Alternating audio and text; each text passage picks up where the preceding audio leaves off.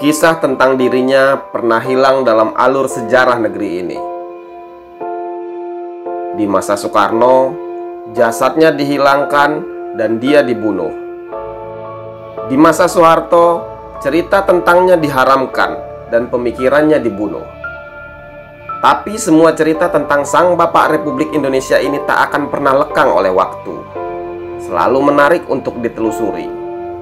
Orang yang oleh Soekarno dijuluki sebagai seseorang yang mahir dalam revolusi ini memiliki daya tarik yang luar biasa, bahkan bagi generasi kekinian. Salah satu sisi menarik dari seorang Tan Malaka adalah kisah percintaannya. Meski pada akhirnya Tan menjomblo hingga akhir hayat, namun kisah-kisah kedekatannya dengan banyak perempuan menarik untuk ditelusuri. Hingga ajal menjemput, Ibrahim Datuk Tan Malaka memang tidak pernah menikah.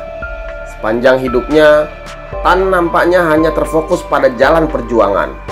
Jalan pedangnya adalah revolusi dan kemerdekaan Indonesia Raya. Namun bukan berarti Tan tak pernah jatuh cinta. Sepanjang hayatnya, Tan beberapa kali jatuh cinta. Sang radikal revolusioner ini telah menjelajahi dunia dengan total perjalanan sepanjang 89.000 km, setara 2 kali lingkar bumi. Di sepanjang petualangannya itulah dia menemukan dan menjalin hubungan dengan beberapa wanita.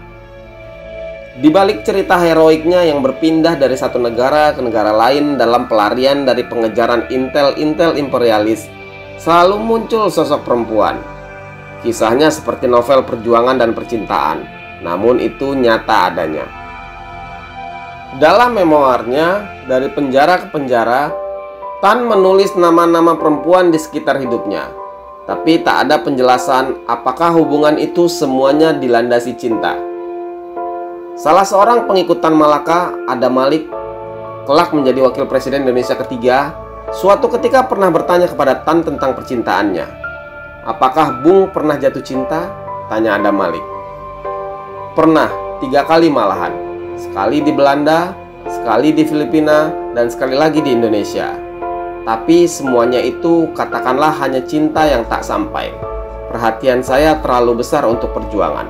Begitu jawab Tan Malaka. Cinta pertama Tan Malaka bersemi di saat ia bersekolah di sekolah raja atau quick school di Bukit Tinggi. Wanita itu adalah Sarifah Nawawi, gadis cantik teman sekelasnya. Sarifah adalah anak keempat Nawawi Sultan Makmur, guru bahasa Melayu di quick school. Nampaknya Tan memendam harap untuk mempersunting Sarifah. Suatu ketika, Tan Malaka pernah dihadapkan pada situasi tersulit dalam hidupnya. Saat baru lulus dari sekolah raja, dia diputuskan diangkat menjadi pemimpin adat dengan gelar datuk. Keputusan itu berdasarkan rapat tetua adat Nagari Pandam Gadang 50 kota. Tan menolak, namun ibunya memberi pilihan sulit: menerima gelar datuk atau segera menikah. Tan akhirnya menerima gelar datuk. Rupanya penolakan Tan terhadap perjodohan yang diatur ibunya ada sebabnya. Daripada harus kawin dengan perempuan pilihan ibunya, dia lebih memilih gelar datuk agar dapat mempersunting Sarifah kelak. Akhirnya Tan Malaka melanjutkan studi ke Belanda, dan kabarnya dia sering berkirim surat dengan Sarifah. Saat itu Sarifah telah melanjutkan studi sekolah gurunya di Salemba School, Batavia. Tapi cinta itu ternyata bertepuk sebelah tangan. Surat-surat dari Tan tak pernah dibalas Sarifah sekalipun. Ketika masih sekolah di Belanda, Tan Malaka mendapat kabar bahwa Sarifah dilamar oleh Bupati Cianjur, Raden Wiranata Kusuma. Mereka menikah pada bulan Mei 1916. Bupati ini sebenarnya sudah beristri 2 dan beranak 5. Perkawinan antara Sarifah dan Raden Wiranata Kusuma tidak berlangsung lama. Pada April 1924, Wiranata Kusuma menceraikan Sarifah melalui telegram ketika Sarifah dan anak-anaknya sedang berlibur di Bukit Tinggi. Setelah menjanda, kabarnya Tan Malaka sempat menemui Sarifah. Dia meminang perempuan itu, tapi ditolak oleh cinta pertamanya itu. Menurut sejarawan Belanda yang menulis biografi Tan Malaka, Harry Puze, seperti tertulis dalam liputan Tempo edisi khusus Bapak Republik yang Dilupakan, Puze pernah bertemu dengan Sarifah pada tahun 1980. Ketika ditanyakan tentang Tan Malaka, Sarifah hanya menjawab bahwa Tan adalah sosok pemuda yang aneh. Sarifah tidak menjelaskan di mana keanehan orang yang menaksirnya itu. Cerita cinta Tan Malaka selanjutnya adalah seorang noni Belanda. Kabarnya, Tan Malaka sempat berpacaran dengannya ketika masih di Belanda. Nama perempuan cantik itu adalah Fanny Stuyvesant, seorang mahasiswa kedokteran. Kabarnya, Tan menjalin hubungan serius dengan Fanny. Harry Puze menceritakan bahwa Tan memang dekat dengan Fanny meski akhir hubungan mereka tidak jelas. Dalam buku Dari Penjara ke Penjara, Tan sendiri pernah menceritakan kisah kasihnya dengan Fanny itu. Selain dengan noni Belanda itu, Tan juga menceritakan bahwa dirinya juga sempat jatuh cinta pada seorang anak rektor di Manila pada tahun 1927. Carmen nama nona cantik itu. Demi penyamaran, Tan Malaka belajar bahasa Tagalog dan budaya Filipina dari nona Carmen. Saat itu, Tan memang tengah menjadi buronan internasional karena perjuangannya memerdekakan Indonesia.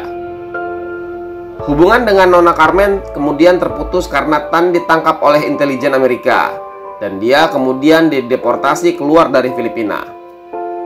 Saat tinggal di Shanghai selama 3 tahun, Tan Malaka dikabarkan juga pernah dekat dengan seorang perempuan cantik. Tan Malaka dekat dengan perempuan itu karena dialah yang merawat Tan selama sakit paru-paru di Tiongkok.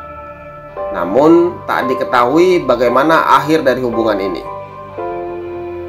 Setelah proklamasi 1945, Tan yang tak lagi menyamar tersiar punya hubungan serius dengan Paramita Rahayu Abdurrahman. Perempuan 25 tahun ini adalah keponakan Menteri Luar Negeri Ahmad Subarjo. Dia sangat dekat dengan Tan Malaka. Saking lengketnya, teman-teman dekatnya menganggap Paramita adalah tunangan Tan. Padahal umur mereka terpaut 26 tahun. Kepada Harry Puze yang menemui Paramita pada tahun 1980, perempuan yang tidak menikah hingga akhir hayatnya itu mengaku mencintai Tan. Meski mencintai Tan Malaka, tapi Paramita menganggap sosok Tan Malaka terlalu besar baginya. Dia menginginkan saya seperti sosok Raden Ajeng Kartini. Begitu kata Paramita kepada Puze. Lalu siapakah cinta sejati Tan Malaka? Sarifah? Sepertinya tidak. Cinta Tan Malaka tertuang penuh untuk perjuangan Republik Indonesia. Hingga hayatnya berakhir di ujung peluru Tentara Republik Indonesia yang didirikannya, Tan tak pernah menikah. Cintanya terlalu besar untuk Republik ini.